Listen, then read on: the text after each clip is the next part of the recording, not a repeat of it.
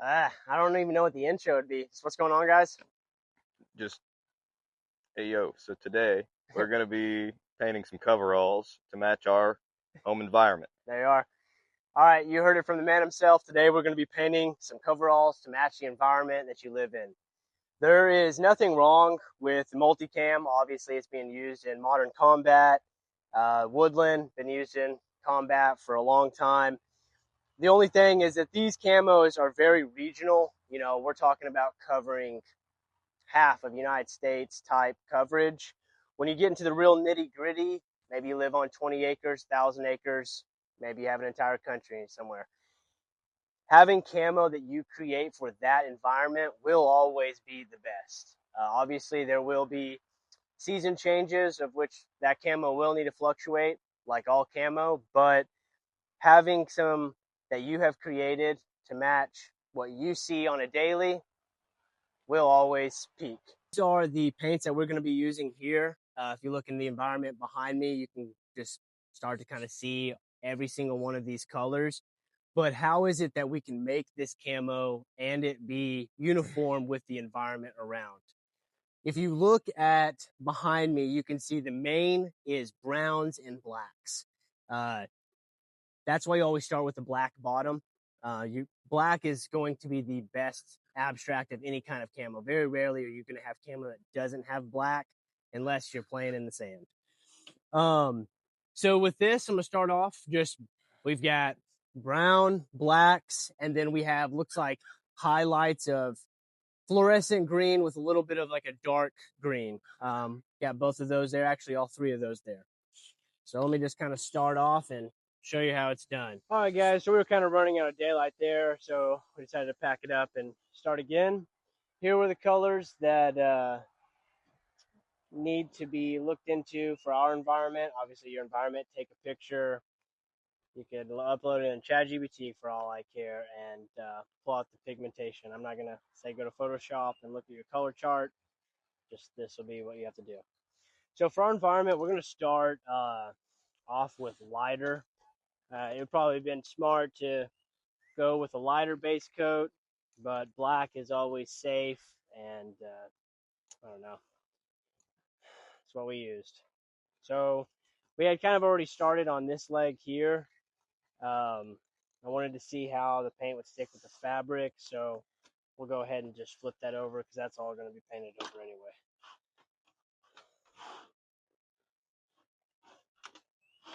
All right. So for the environment that you had seen before in the video, you just need to rewind, you can go see that. I'm going to start with just a light brown, just base, pretty much the main second color besides black in this, and another dark brown. So let's see how this runs. Just like that right there. You want to keep that kind of black within it, as well as just adding that lighter base tone with those subtle black undertones, just like perfect like that. Don't worry too much about laying that fabric flat. It's not really it kind of adds the camouflage nature of it.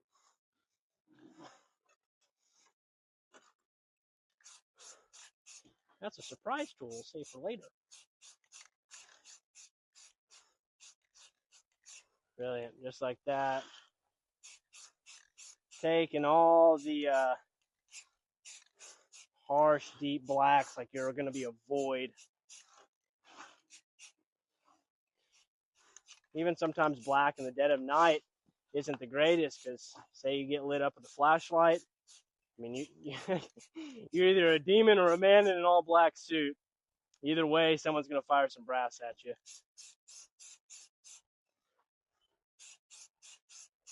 All right, there we go. Subtle black undertone. It's nice that the fabric is pretty much soaking it, so I can just do this right here.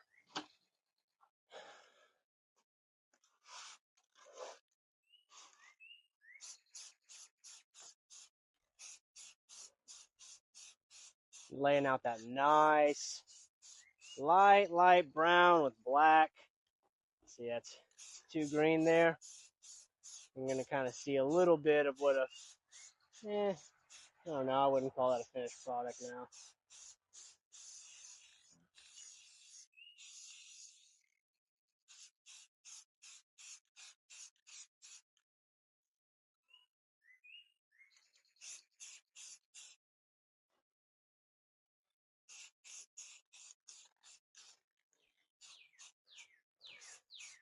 You got that weather app pulled up. I want you all to know that we're out here in the trenches of some place in Texas. See what that temperature is running right now. It is currently, let's see if I can get this in the frame. That's showing our exact location. 100 feels like 109. And that is with a 30% chance of rain showers. Yeah. So we out here, boys. Brilliant. All right. So coming together really well. You can kind of see that it has already that natural, foliage laying out in some leaves. Red. And it's actually raining right now on us. So we may have to. We're going to run it. We're underneath some leaves. We'll run it. We got tree cover. All right. So now that we have this nice, subtle brown, looks like it's just going to blend it into some leaves.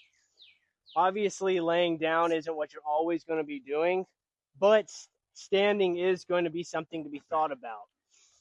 A lot of the trees around here run a parallel. So what I'm going to try to do, if I can, in this material,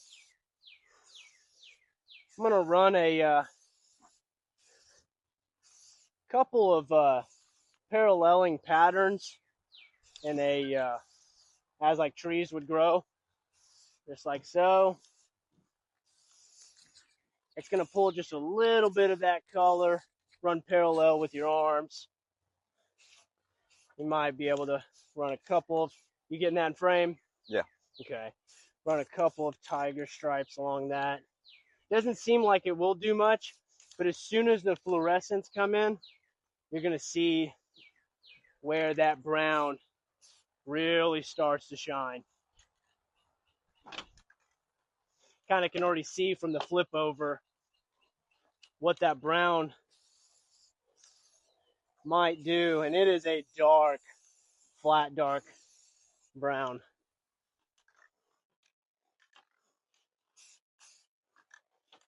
I would say that's probably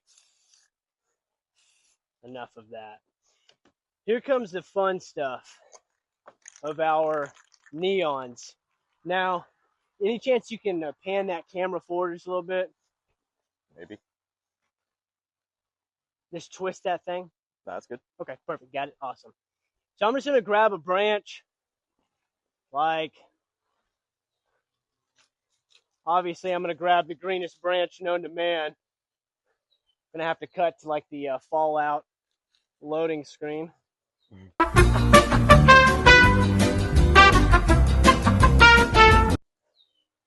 Technical difficulties ensue. What the fuck? Grab from the brush pile. There we go. Brilliant. All right, so our fluorescence, something like a perfect leaf pattern, does great. Find something in your environment.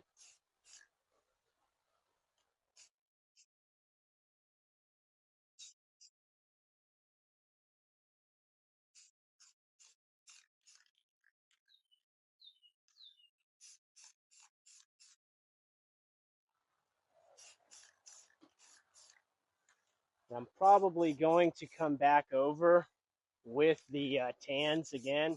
So it looks like we got a little too dark. Oh, shit. Sprayed the hand. Looks like we got a little bit too dark that I'd like. Gloves are recommended. Yeah.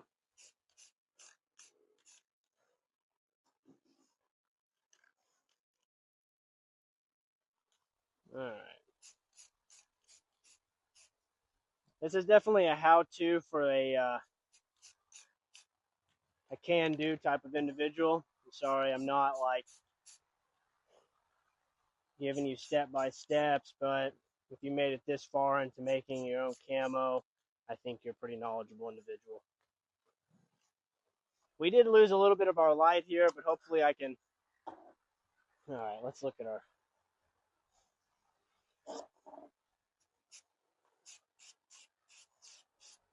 I don't know if this.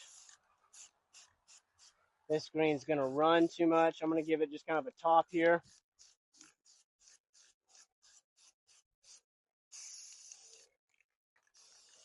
Looks like a bunch of hoopla. I'll wait till I turn it over.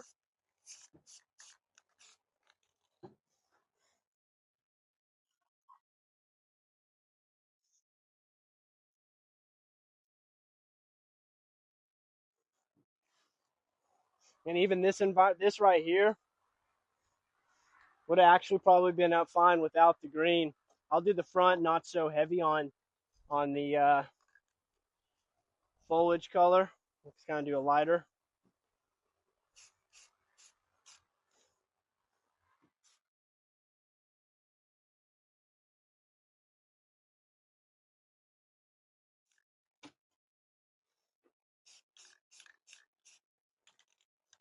Uh-oh.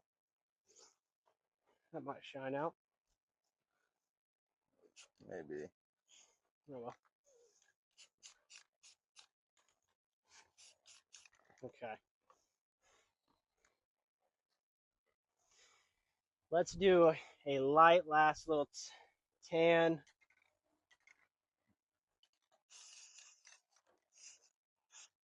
Get a little bit more of them blacks out.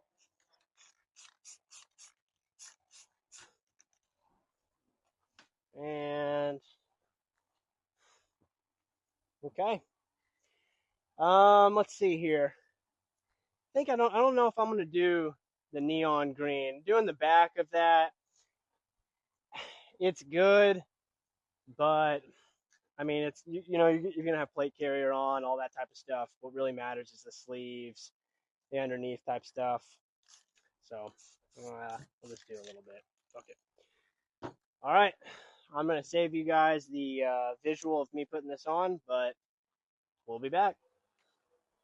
All right. So the audio might be a little bit weird since I'll be talking through the helmet. You can see the top camo of the helmet is a lot more of as if I was to be peeking out like something. Ooh, big ass spider.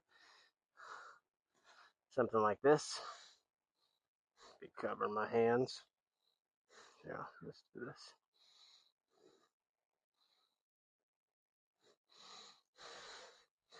Also,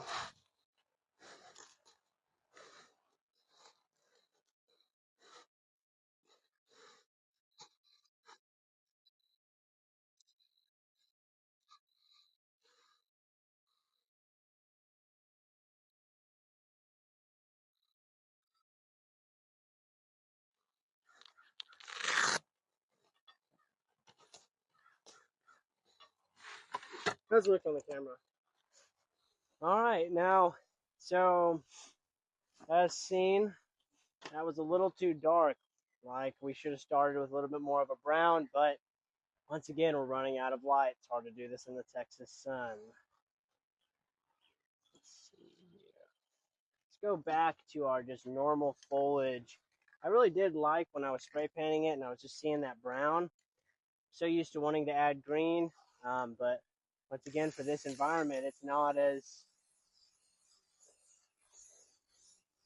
lightness is going to be the key factor here. And I think adding this brown back might be just kind of like a little hidden silver lining, having all those colors just hiding in there um, with a real light camo, which is really interesting having such a light camo. That's why you get at it, get it in it, get out there, test it. Sounds corny, but have people look at you through your camo if you are testing making your own. Um, Once again, though, I think we're going to end up running into a light issue with. Let's see. See the difference in that, though?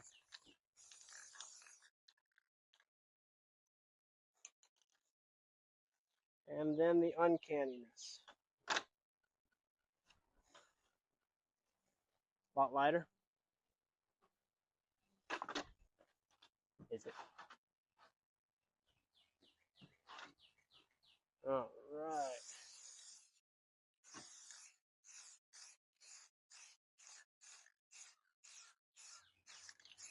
Now, obviously, there might be people saying that this is silly to do or whatever. Actually, I'm just going to cut that audio out. Because all of this spray painting will be sped. Yeah. Not too much. It would be a lot of spray painting. Seems like a lot.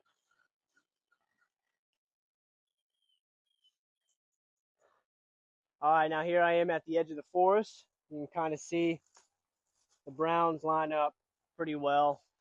We're about to see how it looks 10, 20, 30 yards away through, I would say, a pretty thin brush line. So there we go.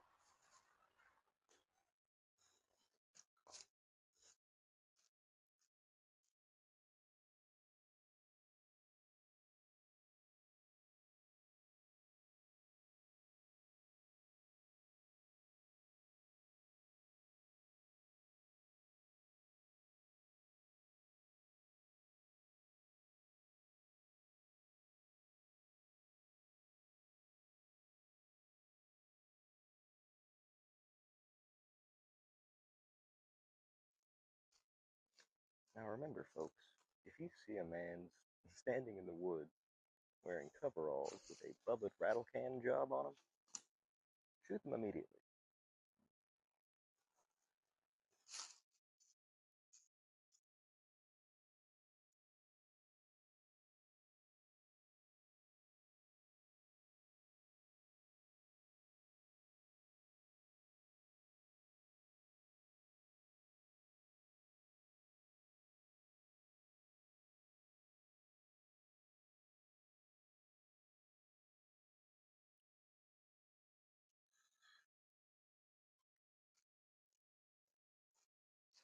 Fucking Sasquatch sighting.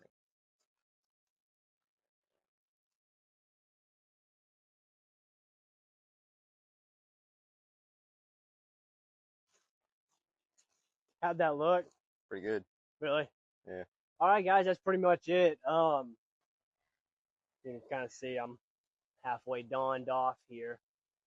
Camo these days has gotten really expensive, especially with the conflict over in Ukraine and Russia. If you are on a budget, because pretty much everything in the world has gotten even more expensive, some simple coveralls, some rattle cans can get you a very effective camo um, in under 5-10 minutes. So don't sleep on the simple things in life. Keep it simple, stupid. That's the KISS method. Well, thank you guys for watching. All right, guys, with everything getting so expensive today with the conflict in Ukraine and Russia, gear is getting more expensive. You can look at spending close to $1,000 on matching BDU tops and bottoms, plate carrier and all. Some coveralls, some rattle cans, and you can get the job done. You have to be kind of knowledgeable and know what you're doing. Feel free to use this video as reference. Look at your environment, pick the colors that are there, do your best job. You'll be surprised what you can get done. Thank you, guys. Stay tuned, subscribe. Next week, we'll be going over the helmet. That's all.